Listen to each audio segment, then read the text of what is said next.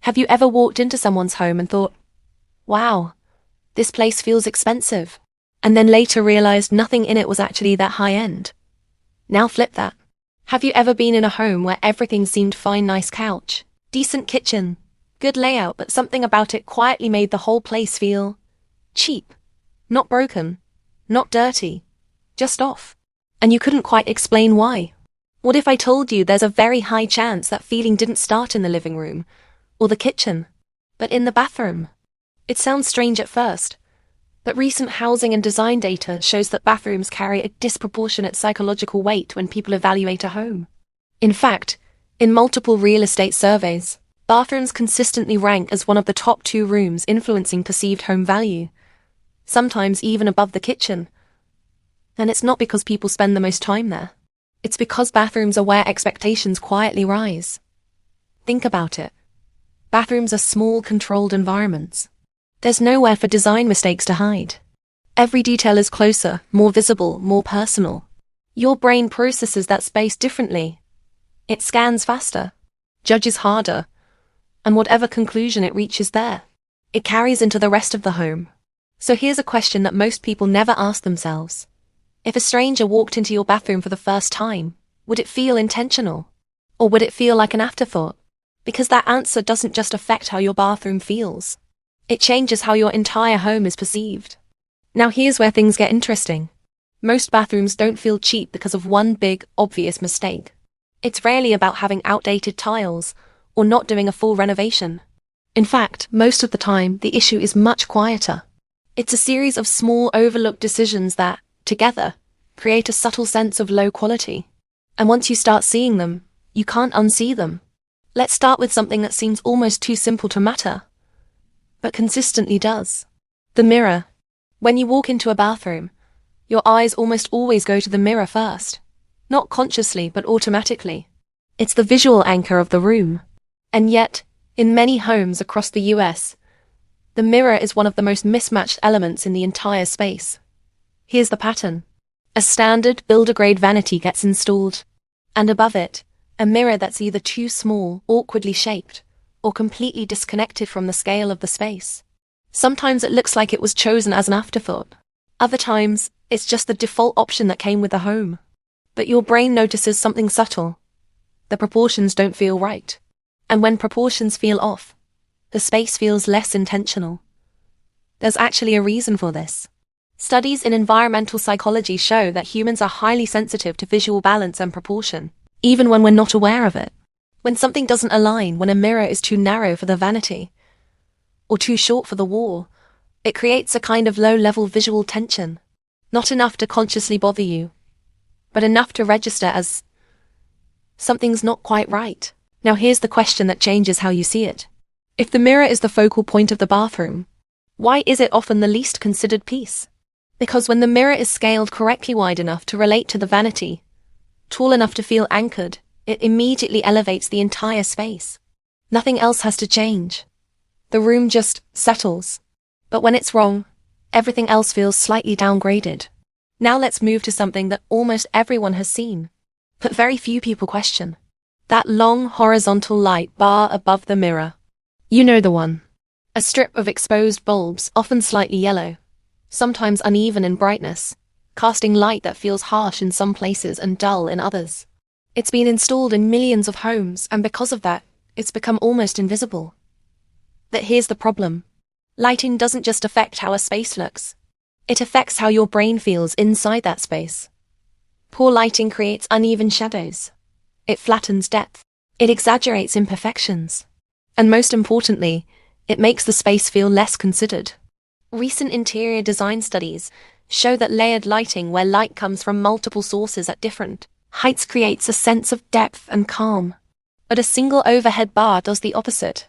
It compresses the visual experience. Everything feels more two-dimensional, and your brain interprets that as lower quality. So here's something to think about. If the lighting in your bathroom makes you look slightly worse in the mirror, what is it doing to the room itself? Because this is where perception quietly shifts. Now here's another detail that doesn't seem important until you notice it. Texture. Walk into a bathroom that feels high-end, And there's almost always some form of organic texture present. Maybe it's wood. Maybe it's stone. Maybe it's a plant. Something that breaks the smooth, manufactured surfaces. But in many bathrooms, especially rentals or builder-grade homes, everything is hard, flat, and synthetic. Porcelain, lath, metal, laminate. But also sterile, and here's the thing. Your brain doesn't just respond to what it sees. It responds to what it expects to feel. There's research in sensory psychology showing that environments with a mix of textures are perceived as warmer and more inviting even if you never physically touch anything. Your brain fills in that sensory gap automatically. So when a bathroom has no softness, no variation, no natural elements, it doesn't just look plain. It feels incomplete. Now ask yourself this. When was the last time you added something to your bathroom that wasn't purely functional? Because that's where a subtle shift begins. And then we get to one of the most overlooked signals of all.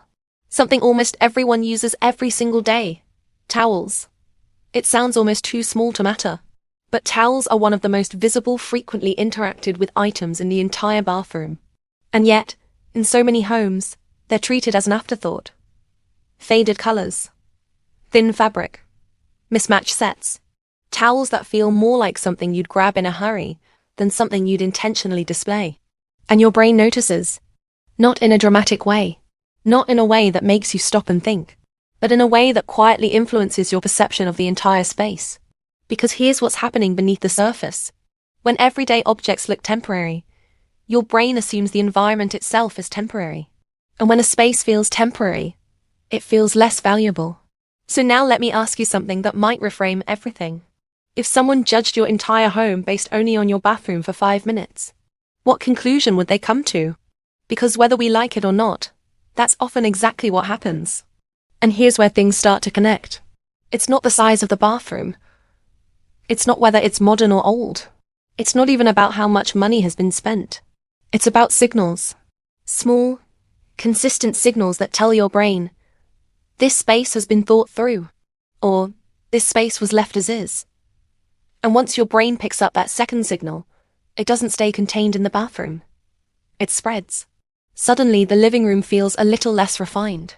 The kitchen feels a little less intentional. The entire home shifts quietly, but noticeably. But here's the part most people don't expect. Fixing this doesn't require a renovation. In fact, some of the most powerful changes don't involve removing anything at all. They involve seeing differently. Because once you understand how your brain is interpreting these details, you start to notice something else. There are patterns in your space that you've never questioned before. And some of them might be doing more work against you than you realize. There's a reason for that.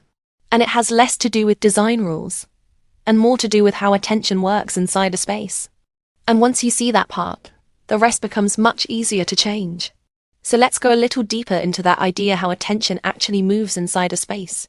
Because this is where most people unintentionally create that cheap feeling without realizing it. When you walk into a bathroom, your eyes don't just randomly look around. They follow a path. First the mirror, then the lighting, then the countertop, then the small details around it. Your brain is scanning for consistency. It's asking a quiet question.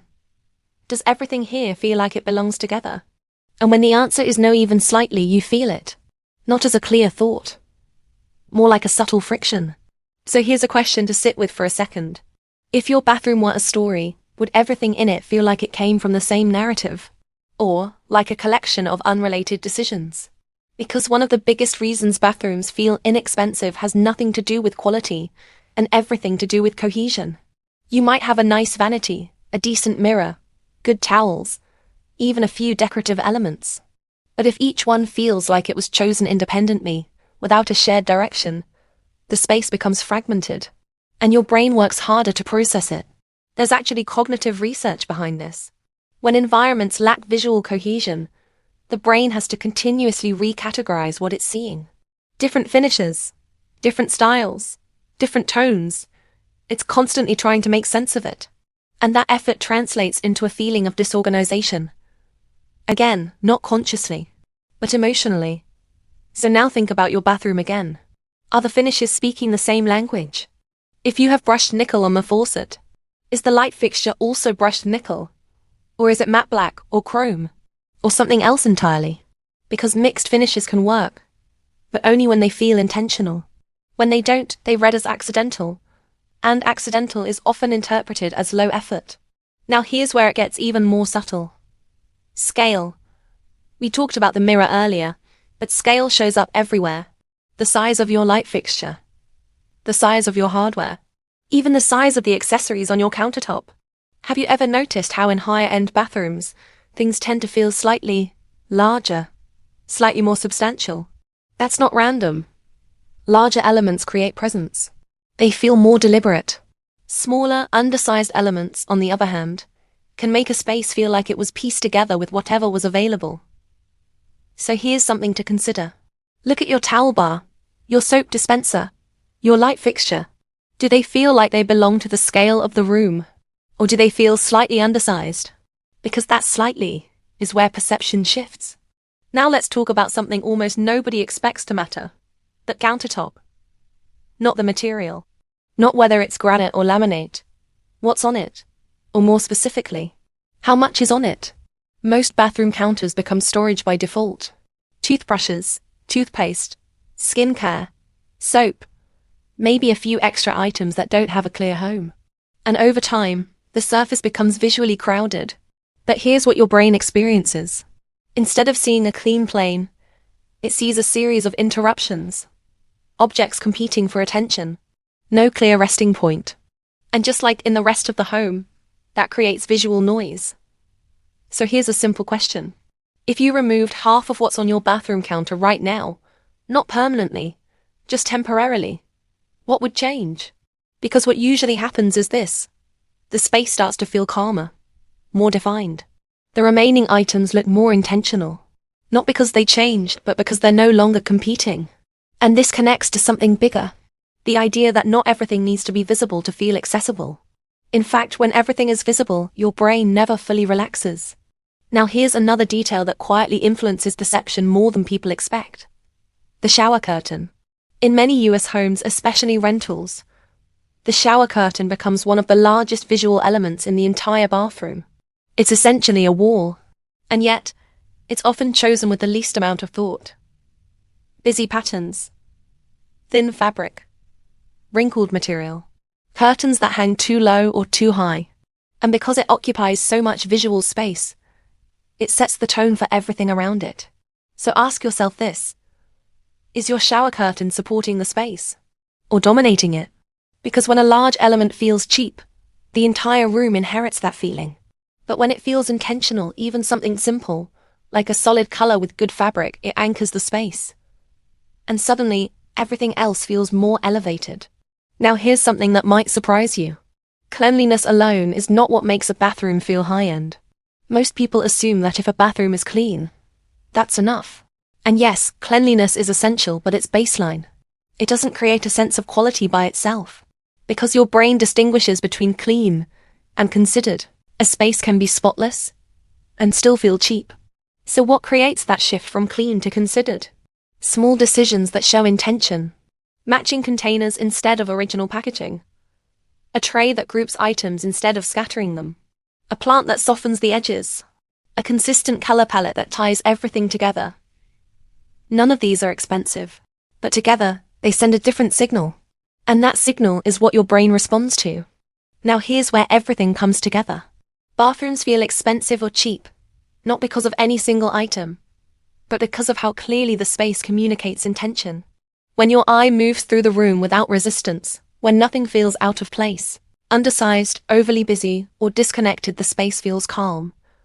And calm is often interpreted as high-end. Not because it is, but because your brain isn't working as hard. So now let's return to the bigger idea. Why does a bathroom affect the entire house? Because it's one of the few spaces where you interact with everything up close. You see the details. You notice the inconsistencies. Your brain forms a quick, strong impression, and then it carries that impression forward. So even if your living room is beautifully designed, even if your kitchen is well put together, a bathroom that feels unconsidered can quietly lower the perceived value of everything else. But the opposite is also true. A bathroom that feels intentional, even simple, even small, can elevate the entire home.